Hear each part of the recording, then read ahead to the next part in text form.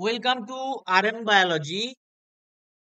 আরো একটি নতুন ভিডিওতে তোমাদের স্বাগত।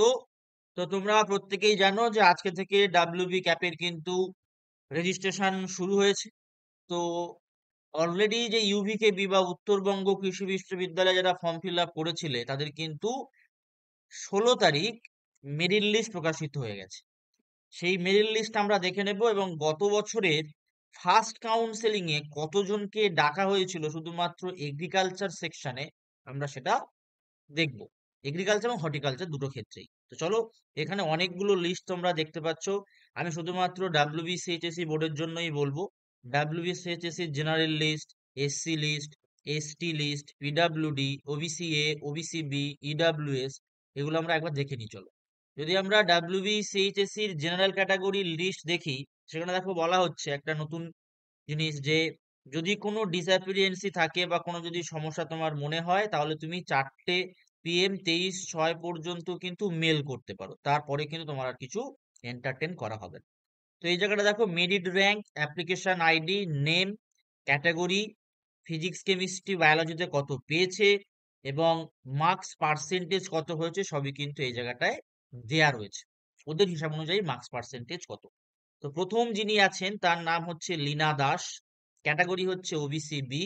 ফিজিক্সে 99, কেমিস্ট্রিতে 100, বায়োলজিতে 100 এবং টোটাল 299 এবং পার্সেন্টাইল বা পার্সেন্টেজ যেটা ওদের হিসাব অনুযায়ী 95.43%। তারপরে দেখো, জেনারেল ক্যান্ডিডেটে আমরা দেখতে পাচ্ছি জেনারেলে ফিজিক্সে 100, কেমিস্ট্রিতে 100, বায়োলজিতে 97, টোটাল 297। যেহেতু মার্কসটা কমে গেছে তাই কিন্তু এই জায়গাটায় মিডল র্যাঙ্ক 2 হয়েছে।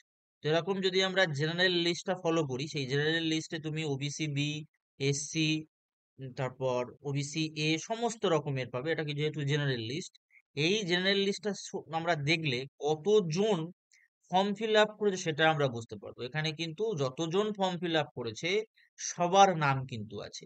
যে সবার নাম আছে মানে এই নয় যে সবাই তোমরা কাউন্সেলিং এর জন্য এলিজিবল বা সবাই তোমরা একটা করে সিট পাবে, সেটা কিন্তু নয়। এখানে জাস্ট তোমরা যারা ফর্ম ফিল আপ করেছো প্রত্যেকের নাম কিন্তু এখানে মেনশন করে দেয়া আছে।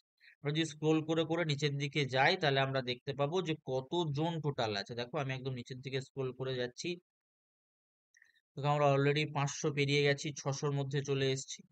তারপরে দেখো 600 ক্রস করে 700-র মধ্যে চলে এসেছি। তো আস্তে আস্তে দেখো কিন্তু পার্সেন্টেজও কমেছে, মার্কসও কমেছে।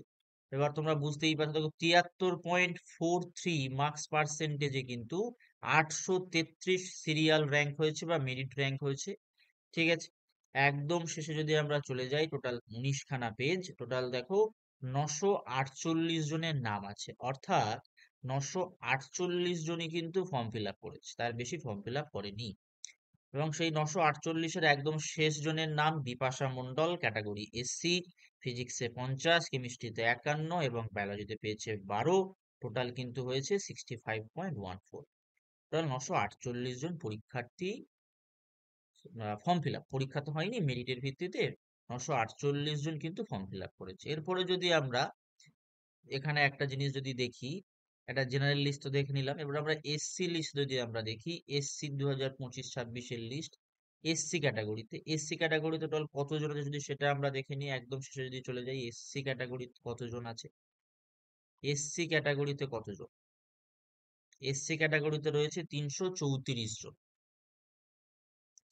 তারপর যদি আমরা চলে আসি এসটি ক্যাটাগরিতে আছে কিন্তু তোমার 33 জন, এসটি ক্যাটাগরিতে আছে 33 জন।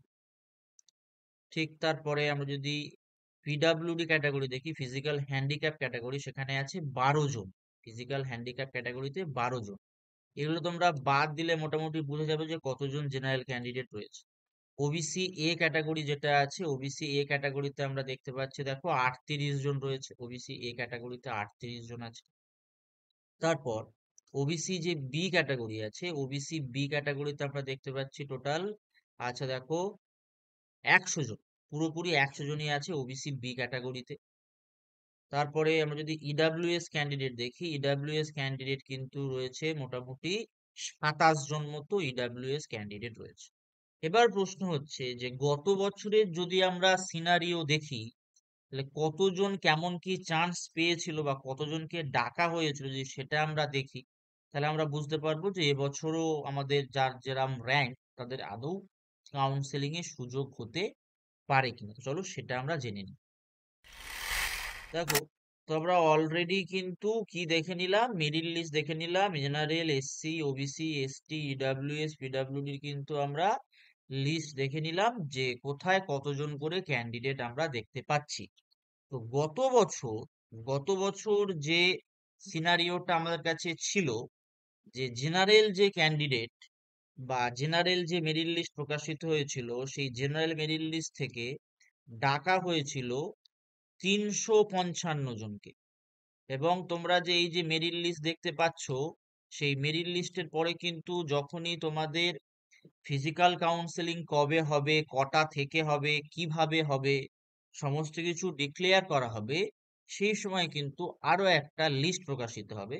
সেই লিস্টে কিন্তু শুধুমাত্র জেনারেল লিস্টে শুধুমাত্র জেনারেল ক্যান্ডিডেট থাকবে, এসসি লিস্টে কেবলমাত্র এসসি ক্যান্ডিডেট থাকবে, ওবিসি তে কেবলমাত্র ওবিসি এ বি, এসটি তে এসটি, ইডাব্লিউএস এ ইডাব্লিউএস, পিডাব্লিউডি তে পিডাব্লিউডি থাকবে। তো গত বছর এই 355 র্যাঙ্ক পর্যন্ত কিন্তু ডাকা হয়েছিল এসসি দের, বা 355 ক্যান্ডিডেটকে ডাকা হয়েছিল, র্যাঙ্ক ছেড়ে দাও, 355 ক্যান্ডিডেটকে ডাকা হয়েছিল জেনারেলদের।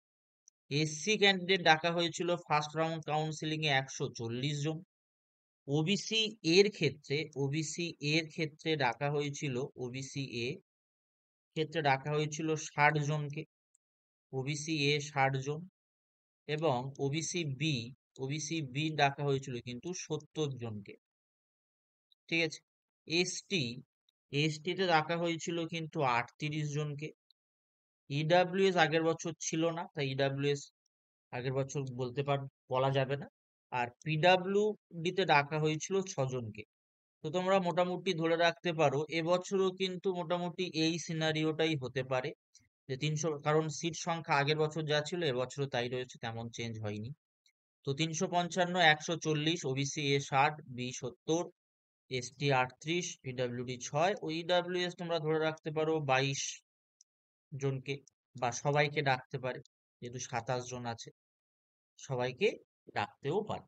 তো মোটামুটি তোমাদের যাদের এরকম জায়গায় পর্যন্ত র্যাঙ্ক আছে, general, SC, OBC, ST, EWS, এরকম র্যাঙ্ক যাদের আছে, তারা কিন্তু এখন থেকে ডকুমেন্ট কালেক্ট করা শুরু করে দাও। এডুকেশনাল ডকুমেন্টস গুলোই লাগবে।